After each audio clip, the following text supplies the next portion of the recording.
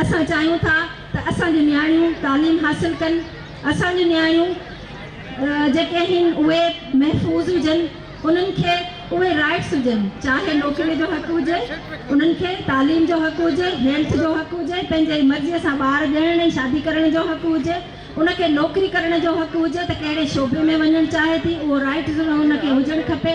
इन खां अलावा हिन समाज में जेका हिन समाज में रहूं था उन में तहफ़ुज़ जी वॾे में वॾी आहे त उनखे तहफ़ुज़ जी ज़रूरत आहे ऐं उहो तहफ़ुज़ ॾिनो वञे। त इन हवाले सां ई ऐं ॿियो त आउं पंहिंजे भेनरुनि खे इहा बि गुज़ारिश कंदसि अॼोके ॾींहं जे हवाले सां त हिन जिदोजहद में उहे ई अची सघनि थियूं जेके पीढ़ियल हूंदियूं, जेके कढ़ियल हूंदियूं, उहे ई हिन जिदोजहद जो हिसो थींदियूं आहिनि। जेके मज़लूम तबिके सां तालुक़ रखनि थियूं उहे ई हिन जिदोजहद जो हिसो थियनि थियूं।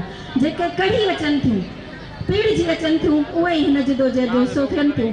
ऐं उन्हनि ई भेनरुनि जे लाइ हिकिड़ो जेको आहे मिसाल आहे, उहे असीं ॿई मिसाल आहियूं तव्हांजे लाइ। त आउं चाहींदसि त असांजो नओं नस्ल, असांजी न्यू जनरेशन जेका आहे, जेका पढ़े थी, यूनिवर्सिटी जूं छोकिरियूं अॼु असां सां शामिल आहिनि, हिते ॿियूं असांजी भेनरूं शामिल आहिनि, वधि में वधि असांजी औरत सियासत में हिसो वठे।